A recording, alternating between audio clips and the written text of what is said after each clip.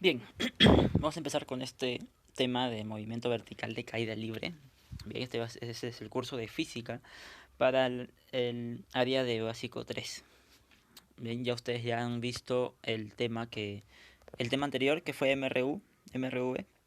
Y bien, ustedes tal vez pensarán que este es un nuevo tema, pues muy distinto al MRV. Sin embargo, es lo mismo, es exactamente lo mismo. Ahora se lo voy a explicar por qué.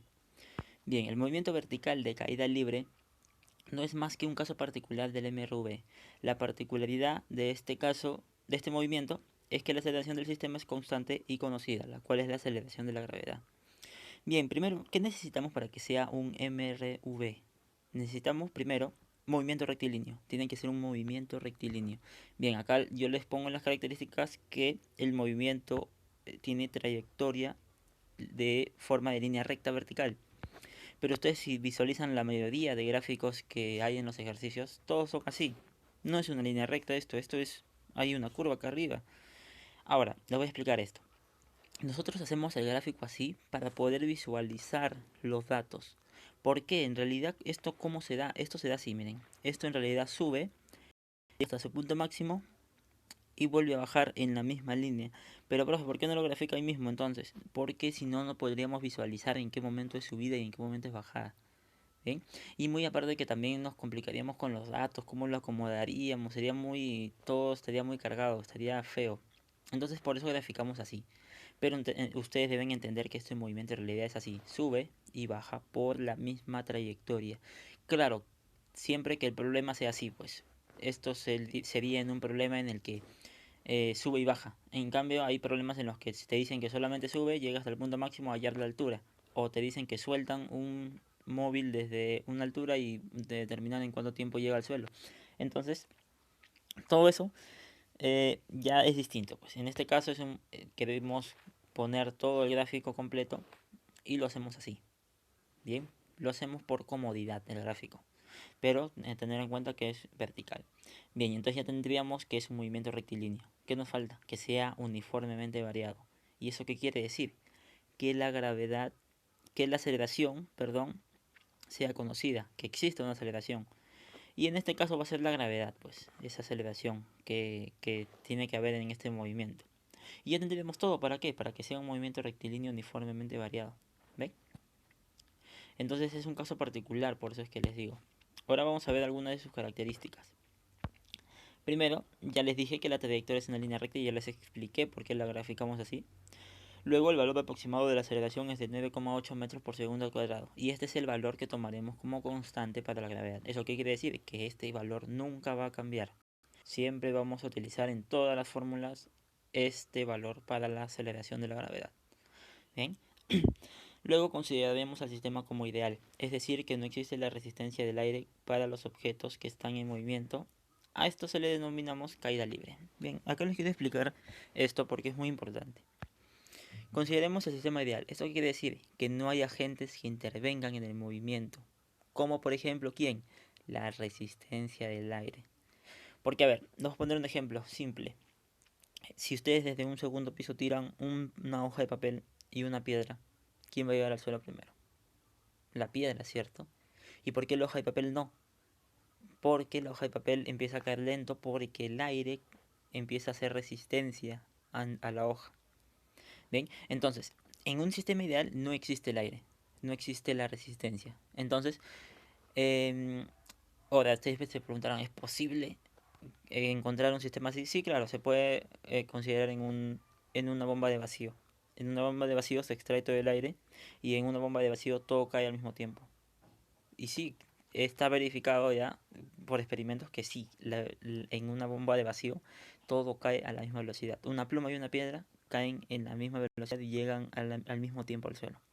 Entonces es increíble cómo todo esto lo demostró Galileo Galilei haciendo experimentos desde la torre de Pisa. Bueno, se dice que desde la torre de Pisa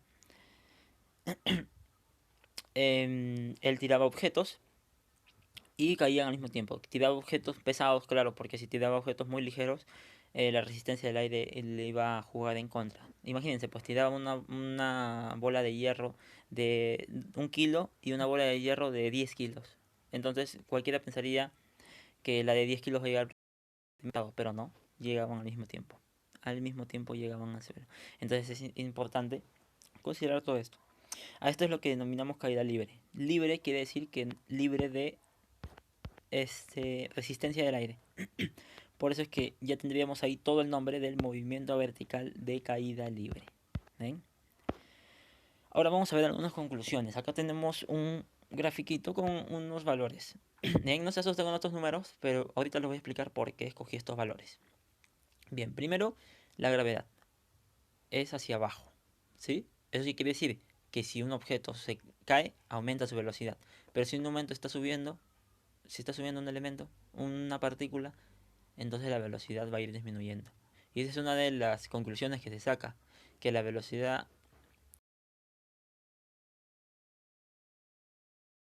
disminuye y en la bajada la velocidad aumenta. Bien, es una característica que ustedes a simple vista, pues. Ahora, yo propuse la velocidad aquí, a esta altura, 39 metros, 39,2 metros por segundo. Entonces, según la gravedad, cada segundo debe variar 9,8. Ahora, al momento de subir, tiene que disminuir la velocidad, ¿cierto? Entonces, aquí no coloqué el tiempo para no saturar el gráfico, pero aquí hay una separación de un segundo a cada uno de estos intervalos. Entonces, en un segundo tiene que variar 9,8. ¿Eso qué quiere decir? Que la diferencia de estas dos velocidades tiene que ser 9,8. Si ustedes lo restan, sí sale. ¿Ya? 9,8. 39,2 menos 29,4 sale 9,8. Y así en cada intervalo. Ahora, va a llegar un momento en que va a ser 9,8 exacto y un segundo después tiene que bajar 9,8 otra vez. Entonces va a llegar a su velocidad cero. A este punto se le llama la altura máxima. ¿Por qué? Porque a partir de aquí ya no sube más. Hasta aquí nomás llegó y luego ¿qué pasa? Empieza a caer. Empieza a caer. Y al caer tiene que aumentar su velocidad. En un segundo tiene que aumentar 9,8 porque esa es la aceleración de la gravedad. En otro segundo 9,8 más. O sea que quiere decir 9,8 más 9,8 va a ser 19,6. Y así vamos a llegar hasta llegar a la misma altura anterior. Que si se dan cuenta va a ser exactamente la misma velocidad. Y esa es otra conclusión que sacamos. Que la velocidad de subida y de bajada en una misma altura son iguales pero opuestas. Como ustedes sabrán, la velocidad es una magnitud vectorial. Entonces no podemos decir que son exactamente iguales. En valor, ¿sí? En valor. Pero sus direcciones son distintas, son opuestas. Entonces tenemos que con eso también. Y si se dan cuenta, en esta altura, la velocidad es 19,6 y 19,6. Entonces, ¿qué digamos a concluir con todo eso? Es que si nosotros tenemos a una misma altura, las velocidades van a ser iguales. No sé, imagínense que por algún punto de aquí era 20 metros por segundo. Entonces, a esa misma altura, hasta acá, la velocidad de bajada, ¿cuánto va a ser? 20 también. Entonces, es importante esta conclusión también. Luego, se logra la altura máxima cuando la velocidad llega a cero. Eso es lo que les acabo de decir, que cuando llega a cero, se llega a la altura máxima. Y el tiempo de vuelo, en este caso, es igual a 2 veces el tiempo de subida. Claro, tiempo de subida 4 segundos, tiempo de bajada 4 segundos. ¿Sí? Entonces va a ser el doble del tiempo de subida. En este caso, claro, porque en otros ejercicios tal vez el movimiento empieza acá y termina abajo, entonces el tiempo de vuelo no va a ser todo, pues va a ser distinto. Bien, pero ya bueno, eso ya se saca razonando. En este sistema que estamos viendo los datos va a ser así. Y bueno, ustedes dirán, pues ahora tendrán que hacer nuevas fórmulas, pero no, no son nuevas fórmulas las que vamos a ver para este tema. Son las mismas fórmulas del MRV, solamente que vamos a cambiar algunos datos. Bien, pero la forma de la fórmula es exactamente la misma. A ver, altura, vamos a representar siempre la altura como una h, es igual a velocidad inicial por tiempo más o menos un medio de la gravedad.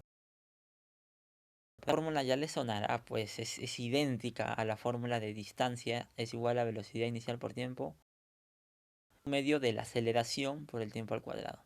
Si se dan cuenta, estamos por altura, ¿por qué? Porque ahora estamos en vertical. Entonces es mejor hablar de alturas. Y en vez de aceleración estamos poniendo la gravedad, que es justamente lo que les dije hace rato, que en este movimiento la aceleración va a ser la gravedad. Entonces, simplemente se cambian esos datos, la distancia por altura y la gravedad y la aceleración, perdón, por gravedad se cambia. En este caso, si ustedes ven la fórmula de MRU, acá debería ir aceleración, pero la cambiamos por gravedad. Y así hacemos en todas las demás fórmulas, en todas estas 4 fórmulas, que son las mismas del MRV.